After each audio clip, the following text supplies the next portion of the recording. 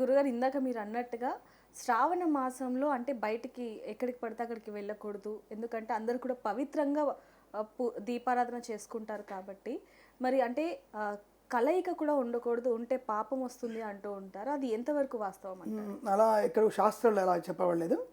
మీరు అనేది ఒక విషయం ఏంటంటే చాతుర్మాస్య వ్రతం అంటే 4 మాసాలు చాతుర్మాస్యతో, కొంతమంది 4 పక్షాలు అంటారు, అంటే 2 మాసాలు అంటారు, శ్రావణ భాద్రపదాలను పెట్టుకుంటారు వాళ్ళు. కానీ 4 మాసాలు చాతుర్మాస్య దీక్ష అంటారు. అది సిద్ధులకి, సన్యాసులకి, అలాగే యతి పురుషులకి, అలాగే స్వామీజీలకి, కొంతమంది మామూలు మానవులు కూడా చాతుర్మాస దీక్ష తీసుకుంటారు. అంటే సనాతన ధర్మాన్ని బాగా పాటించే వాళ్ళు, కొంతమంది వేద పండితులు కానివ్వండి,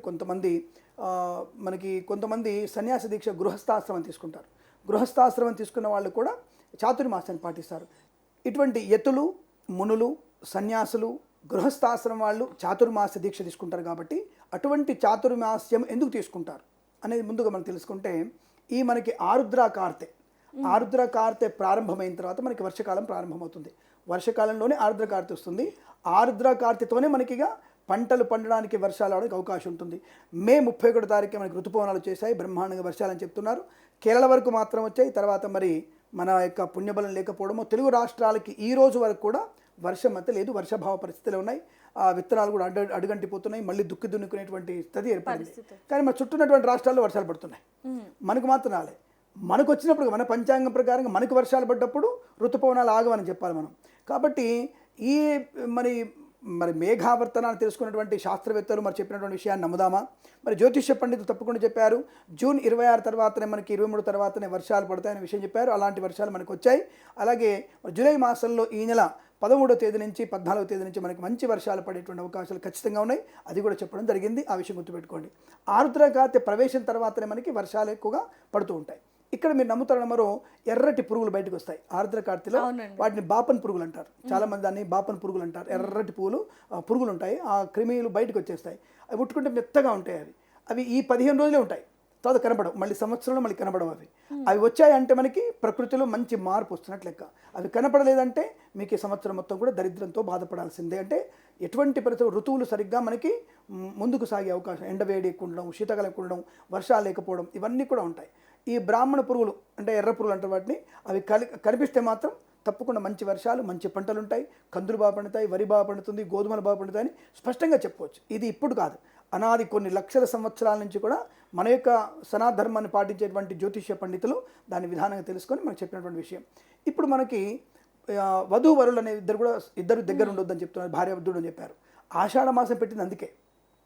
ఆషాఢ మాసంలో భౌతికమైనటువంటి సౌఖ్యాలు పొందుకోకుండా ఉండాలి. ఎందుకంటే పుట్టబోయే పిల్లవాడికి 9వ మాసం వచ్చేసరికి అనారోగ్యంతో ఉండేటువంటి అవకాశం ఉంటుంది. కనుక 9వ మాసంలో మనకి ఇబ్బంది కలుగుతుంది. అంటే ఆషాఢం, శ్రావణం, భాద్రపదం, ఆశ్వజం, కార్తీకం, మార్గశిరం, పుష్యం, మాఘం, పాల్గొనం. ఈ పాల్గొన మాసంలో వచ్చరికి మనకి విపరీతమైనటువంటి ఉష్ణం స్టార్ట్ అవుతుంది. అంటే పాల్గొనలో బాగా ఉష్ణం స్టార్ట్ అవుతుంది. అటువంటి సమయంలో పుట్టిన పిల్లవాడికి 2-3 నెలల్లో ఉష్ణతాపం ఎక్కువగా ఉండి అనారోగ్యాలను పడతారు. కాబట్టి ఆషాఢ మాసంలో కొత్త దంపతులు, నవదంపతులు దూరంగా ఉండాలి అని స్పష్టంగా చెప్పబడింది. అంతే తప్ప శ్రావణ మాసంలో ఇద్దరిలో అన్యోన్యత పెంచుకునే అవకాశం ఉంటుంది. వరలక్ష్మి వ్రతాలు, మంగళ వ్రతాలు ఉన్నాయి కాబట్టి అలా భౌతికంగా భార్యాభర్త దూరంగా ఉండని చెప్పారు తప్ప అలా శాస్త్రం ఎక్కడ లేదు. ఇద్దరికి కూడా అనుకూలవంతమైనటువంటి బాంధవ్యము, అనుకూలవంతమైనటువంటి శారీరక సాంగత్యం ఉండడానికి ఇబ్బంది లేదు, అది ఉండవచ్చును. ముహూర్తాలు అది కూడా ఒక ముహూర్తం. అంటే గర్భాధార ముహూర్తం అంటే అది ప్రతినిత్యం కూడా కొత్తదంటే కాదు, సంతానం పొందాలనుకున్న వాళ్ళు కూడా తప్పకుండా ఈ గర్భాధాన ముహూర్తాన్ని పాటిస్తే చాలా మంచిది. వివాహ ముహూర్తం కంటే బలమైనది గర్భాధాన ముహూర్తం. దాని అందరూ జోక్గా తీసుకుంటారు. అది మనం చాలా సీరియస్గా తీసుకుంటే ప్రయోజనవంతమైనటువంటి సంతానాన్ని పొందుకుంటాం, సమాజానికి ఉపయోగపడే సంతానాన్ని పొందుకుంటాం. ఇది సనాతనం ఉన్నటువంటి గొప్పతనం. కాబట్టి తప్పకుండా మనం ఈ శ్రావణ మాసంలో భార్యాభర్తల కలయిక అనేది ఖచ్చితంగా ఉంటుంది, దానికి ఎటువంటి దోషం లేదు.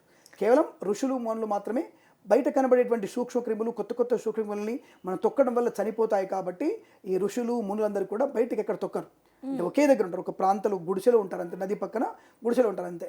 కాబట్టి దాన్ని చాతుర్మాసం, ఎక్కడ కూడా బయట అడుగు పెట్టరు వాళ్ళు. కేవలం నదులకు స్నానం చేసి మళ్ళీ ఆ గుడిసెలో ఉంటారు. కాబట్టి అంతే తప్ప ఇంకెవరు కూడా మిగతా వాళ్ళు పాటించే అవకాశాలు, అందరం పాటిస్తే చాలా మంచిది. మరి అటువంటి అవకాశం మరి 600 కోట్ల జనాభా ప్రపంచంలో, సరే తెలుగు రాష్ట్రాల్లో 13 కోట్ల మంది ఉన్నారు, అందరూ పాటిస్తే కుదరదు కదా. కాబట్టి ఎవరి దారి వాళ్ళది. కాబట్టి కనీసం ఋషులు, మునులైనా సరే పాటిస్తారు. కాబట్టి లోక కళ్యాణం జరుగుతూ ఉంటుంది, అది విషయం. For more videos like this, subscribe Big TV channel.